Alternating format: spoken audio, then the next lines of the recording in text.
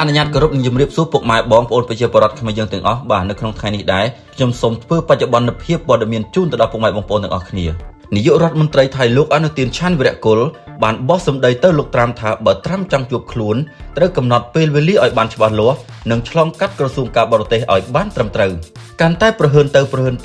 មិនស្គាល់មុខមិនស្គាល់មកុដនាយករដ្ឋមន្ត្រីថៃលោកអនុទានឆាន់វីរៈគុលបាននិយាយទាំងក្រអឺតកតមថាប្រធានាធិបតីសហរដ្ឋអាមេរិកលោកដូណាល់ត្រាំគឺនៅមិនទាន់តាក់ទងទៅលោកដើម្បីពិភាក្សាអំពីបទឈប់បាញ់នៅឡើយទេលោកបានបន្តថាបើត្រាំចង់ជួបលោកនោះគឺត្រូវតែកំណត់ពេលវេលាឲ្យបានច្បាស់លាស់ជាមុនសិនហើយកិច្ចពិភាក្សាត្រូវតែអនុវត្តទៅតាមបណ្ដាញក្រសួងការបរទេសឲ្យបានត្រឹមត្រូវនេះបើតាមការចុះផ្សាយដោយកាសែតខែសតមេដឹកនាំថៃបច្ចុប្បន្នមិនចាត់ទុកអាមេរិកជាមហាអំណាចទី1លើលោកទៀតទេទន្ទឹមនឹងលោកអនុទានរលាស់អណ្ដាតទាំងប្រហើនថាដូណាល់ត្រាំមិនទាន់តាក់ទងទៅលោកនៅឡើយនោះទេ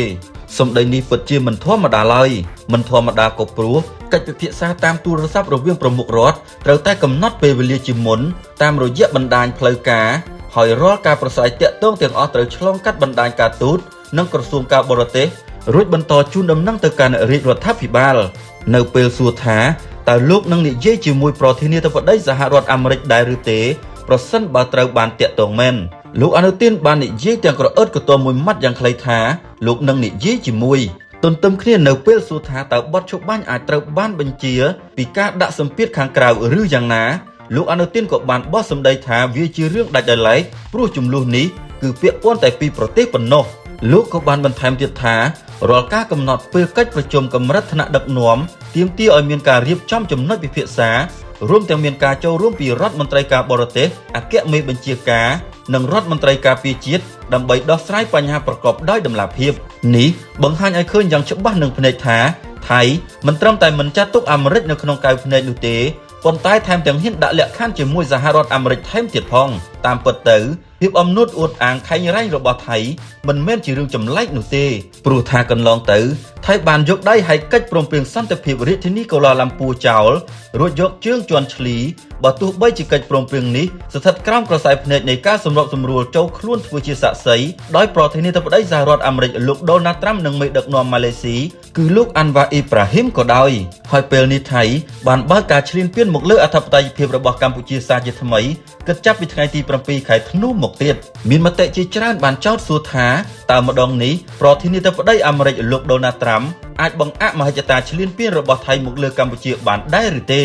ខណៈត្រាំមានរហស្សនាមថាបុរសសន្តិភាពធ្លាប់បានទាញដៃមេដឹកនាំប្រទេសទាំងពីរចូលតុចុះហត្ថលេខាលើកិច្ចព្រមព្រៀងសន្តិភាពម្ដងរួចទៅហើយក្នុងនាមជាអ្នកសម្របសម្រួលនិងជាមេដឹកនាំមហាអំណាចកំពូលពិភពលោកតើម្ដងនេះត្រាំមានវិធានការយ៉ាងណាជំវិញភាគីថៃដែលហ៊ានទាត់ចោលកិច្ចព្រមព្រៀងសន្តិភាពមានហត្ថលេខារបស់លោកហើយផែនការលោកដូណាល់ត្រាំថាអាចនឹងទាញដៃកម្ពុជាថៃចូលតុនិយាយគ្នាម្ដងទៀតក្នុងនាមជាមេដឹកនាំពិភពលោកកំពុងស្ថិតនៅក្នុងភាពស្រពេចស្រពិលត្បិតឥទ្ធិពលសហរដ្ឋអាមេរិកអន់ខ្សោយចុះហើយការអន់ខ្សោយរបស់សហរដ្ឋអាមេរិកស្ថិតនៅត្រង់ថាថៃហ៊ានជន់ឈ្លីប្រមាថនិងមើលងាយសម្ព័ន្ធមិត្តដ៏ធំរបស់ខ្លួនគឺអាមេរិកតាមរយៈការមិនគោរពកិច្ចព្រមព្រៀងសន្តិភាពរាជធានីកូឡាឡាំពួរកាលពីថ្ងៃទី26ខែតុលាកន្លងទៅ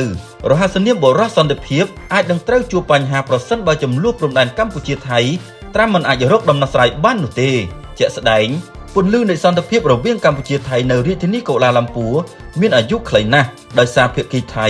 បានរំលោភបំពានស្រស់ដោយការមិនទុកមេដឹកនាំអាមេរិកនិងម៉ាឡេស៊ីដែលជាប្រធានបដូវវេនអាស៊ាននៅក្នុងក្រសែភ្នែកយ៉ាងណាក៏ដោយសារការខ្ជិលខ្ជានិងរំលោភបំពានម្ដងហើយម្ដងទៀតពីសំណាក់ភាគីថៃទៅលើកិច្ចព្រមព្រៀងសន្តិភាពរាជធានីកូឡាឡាំពួរធ្វើឲ្យក្រដាសកិច្ចព្រមព្រៀងដាច់រហែកនិងឈានទៅដល់ការផ្ទុះភ្លើងសង្គ្រាមសាជាថ្មីធ្វើឲ្យលោកដូណាល់ត្រាំឈរមិននឹងអង្គុយមិនស្ងៀមចេញមុខប្រកាសថានឹងទូរស័ព្ទទៅមេដឹកនាំប្រទេសទាំងពីរសាជាថ្មីដើម្បីពន្លត់ភ្លើងសង្គ្រាមរវាងប្រទេសទាំងពីរក្បែររបងគ្នាហើយដំណឹងនេះត្រូវបានពលរដ្ឋកម្ពុជារងចាំអត់មើលយ៉ាងអន្ទះសារតែដូចជាស្ងាត់ឈឹងគណៈយោធាឈ្លានពានថៃបន្តការវាយលុកមកលើអធិបតេយ្យភាពរបស់កម្ពុជាយ៉ាងសន្ធឹកសន្ធាប់សម្រាប់ត្រាំបើមានសុឆន្ទៈក្នុងការដោះស្រាយបញ្ចប់ចំនួនពិតប្រាកដមែននោះដោយគ្រាន់តែកោះហៅបារាំងដែលជាអតីតអាណាព្យាបាលខ្មែរឲ្យយកផែនទីនៃកិច្ចព្រមព្រៀងបារាំងសៀមឆ្នាំ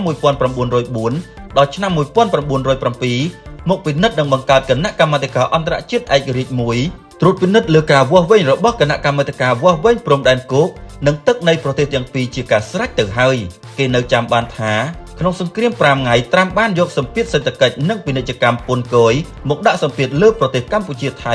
ឲ្យចូលនាំកិច្ចព្រមព្រៀងសន្តិភាពរាជធានីកូឡាឡាំពួរយ៉ាងណាគំនាបនេះហាក់មិនជះឥទ្ធិពលខ្លាំងទៅលើភាគីថៃទេព្រោះថាថៃបានធ្វើសកម្មភាពបំពានកិច្ចព្រមព្រៀងសន្តិភាពងាកមកឈ្លានពានកម្ពុជាសម្លាប់ជនស៊ីវិលនិងបំផ្លាញសំណង់ប្រាសាទខ្មែរសារជាថ្មីម្ដងទៀតដូចនេះតើត្រាំនឹងយកអ្វីមកបញ្ចប់ចំនួនព្រំដែនដ៏រ៉ាំរ៉ៃនេះហើយធ្វើឲ្យថៃខ្លោបខ្លាចអំណាចក្នុងនាមជាបងធំពិភពលោកចំណែកនៅក្នុងប្រទេសថៃវិញតាមសារព័ត៌មាន The Thai Inquirer លោកណាតពងរឿងផានយ៉ាវុធដែលជាមេដឹកនាំគណៈបកប្រឆាំងដ៏មានឥទ្ធិពលនិងទំនងអាចដឹកនាំបកប្រឆាំងឈ្នះការបោះឆ្នោតនៅដើមឆ្នាំ2026ប្រសិនបើការបោះឆ្នោតដោយការគ្រោងទុកនោះបានអំពាវនាវឲ្យរដ្ឋាភិបាលថៃរបស់លោកអនុទានបញ្ចប់នៅភាពតានតឹងព្រំដែនដែលកំពុងបន្តជាមួយកម្ពុជាបើតាមការចុះផ្សាយនោះលោកណាតពងបានលើកឡើងថាប្រទេសថៃប្រឈមនឹងឈ្មោះជាអ្នកឈ្លានពានគេទោះបីជាសមត្ថភាពរបស់យោធាថៃអាចបំផ្លាញសមត្ថភាពយោធារបស់កម្ពុជាក៏ដោយចាប់ពីក្រោយការផ្ទុះអាវុធនៅពេលដែលប្រជាជនពិភពលោកដឹងថាប្រទេសថៃជាប្រទេសឈ្លានពានគេនោះកិច្ចសហប្រតិបត្តិការជាច្រើនជាមួយបណ្ដាប្រទេសនានានឹងត្រូវរាំងស្ទះដោយសារតែការកែតម្រូវនិងសិក្សាឡើងវិញកត្តានេះនឹងធ្វើឲ្យសេដ្ឋកិច្ចថៃចាប់ផ្ដើមដាំក្បាលចុះនិងរកប្រទេសជាមិត្តជិតស្និទ្ធមិនបានដោយសារតែសហរដ្ឋអាមេរិកដែលជាសម្ព័ន្ធមិត្តជិតស្និទ្ធក៏ថៃលែងស្ដាប់ដែរគូកត់សម្គាល់ផងដែរថានៅថ្ងៃទី10ធ្នូឆ្នាំ2025សកម្មភាពរបស់យោធាថៃបានបើកការបាញ់ប្រហារយ៉ាងកម្រោលដោយមិនរើសទីតាំងឬគោលដៅបាញ់ចូលទីប្រជុំជនភូមិឋានរបស់ប្រជាពលរដ្ឋស៊ីវិលរស់នៅជាពិសេសសាលារៀនរបស់កុមារនិងបានបាញ់បំផ្លាញប្រាសាទតាក្របីប្រាសាទព្រះវិហារជាទីសក្ការៈរបស់កម្ពុជានិងជាសម្បត្តិបេតិកភណ្ឌមនុស្សជាតិក្នុងនាមខ្ញុំជាប្រជាពលរដ្ឋខ្មែរខ្ញុំក៏សូមសំណូមពរទៅដល់បងប្អូនខ្មែរយើងទាំងអស់កុំមានការថតឬshareបង្ហាញទីតាំងអាវុធឬកន្លែងផ្សេងៗដែលតាក់ទងទៅនឹងបងវរៈកងទ័ពខ្មែរយើងឲ្យសោះព្រោះការធ្វើបែបនេះគឺអាចឲ្យសត្រូវកំណត់ទីតាំងយើងបានមួយវិញទៀតសូមឲ្យបងប្អូនប្រជាពលរដ្ឋខ្មែរយើងកុំមានការថតឬshareបង្ហាញចំនួនទាហានដែលរងរបួសព្រោះវាធ្វើឲ្យបំបាក់ទឹកចិត្តរបស់កងទ័ពខ្លួនឯងនិងសូមឲ្យសមាជិកគ្រួសារដែលមានបងប្អូនធ្វើកងទ័ពទាំងអស់សូមកុំខលទូរស័ព្ទទៅពួកគាត់ក្នុងពេលសង្គ្រាមផ្ទុះឡើងឡើយហើយប្រសិនបើពួកគាត់បិទអ៊ីនធឺណិតគឺមិនអីនោះទេគ្រាន់តែមិនអាចតាក់ទងបានព្រោះពួកគាត់កំពុងប្រយុទ្ធតែបើទូរស័ព្ទបើកអ៊ីនធឺណិតឬសេវាគឺជារឿងគ្រោះថ្នាក់បំផុតសម្រាប់កងទ័ពទី1គឺសត្រូវនឹងកំណត់ទីតាំងឈរជើងបានគេនឹងវាយកំទេចចំគោលដៅទី2បើបងប្អូនខលចូលក្នុងពេលផ្ទុះអាវុធគឺដូចនាំទុកឲ្យពួកគាត់ទៅវិញទេ